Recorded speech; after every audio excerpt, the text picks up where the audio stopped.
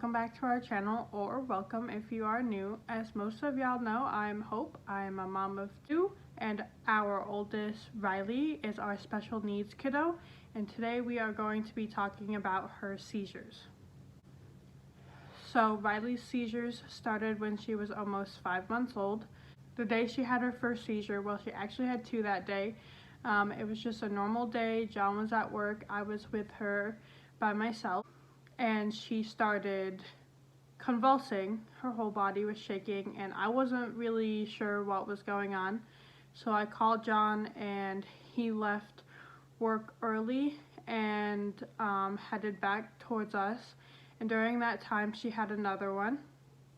So we took her to the emergency room, and when we got there, we were brought back immediately, and the doctor told us that those were seizures that she was having. So we were admitted to the pediatric wing for about 3 days. And once we were admitted, she was hooked up to an EEG, which is just a test to see what her brainwaves are like and to detect any seizure activity. We also saw a few different doctors while we were there, including a neurologist and a pediatrician. She didn't have any more seizures while we were there or while she was hooked up to the EEG, but based on the videos we had showed them and what we had described of what they looked like and what happened, they said that she indeed had two generalized tonic-clonic seizures, which used to be called grand mal seizures. We were discharged with a emergency medication called Diastat that we were to administer to her if she had a seizure lasting longer than 5 minutes. And we were also given an appointment with a pediatric neurologist. It was actually the one we had seen in the hospital. But the earliest they could get her in was not for almost 4 months. And so a few weeks after we were discharged, we did see her pediatrician the day after we were discharged, and we just went over everything with him and showed him the videos, and he said he was going to call to try to get her into the neurologist earlier. Now, while we were in the ER, while we were in the hospital, they did do some blood work. A couple things had come back abnormal. A few things came back high that shows a possible mitochondrial disease. So we did have to keep an eye on that. A couple weeks after discharge, she did have another seizure requiring me to give her Diastat.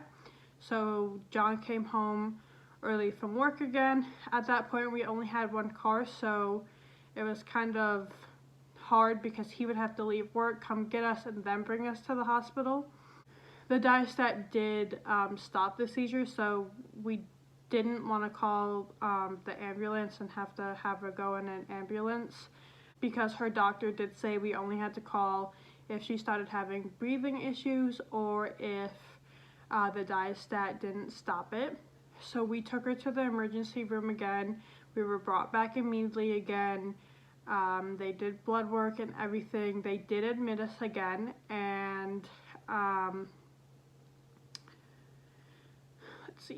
and she was hooked up to an EEG again.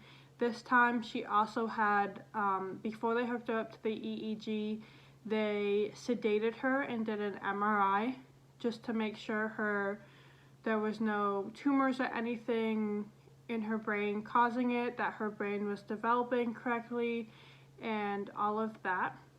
And then she was hooked up to the EEG again.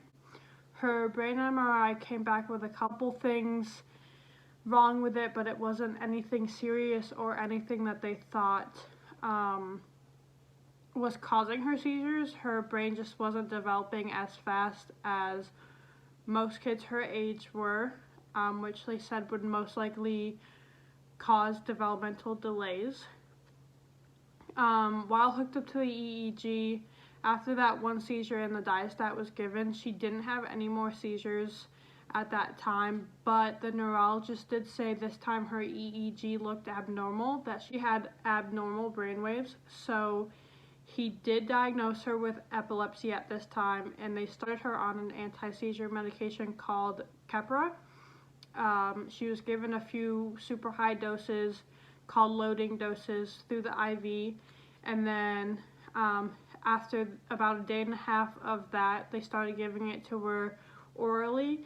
And then after about the third or fourth day of being on it, after they made sure she didn't have any more seizures and she was responding okay to the medication and no crazy side effects, we were able to go home, and we were sent home with an earlier neurologist follow-up appointment.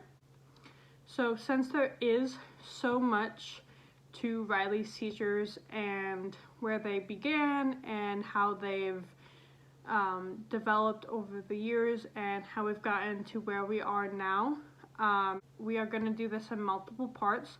So I'm going to go ahead and end this here. So that is the basis of when her seizures started, when we got the epilepsy diagnosis, and how. And this is basically when Riley's medical journey started and when her journey with seizures started. So thank you again for watching today's video.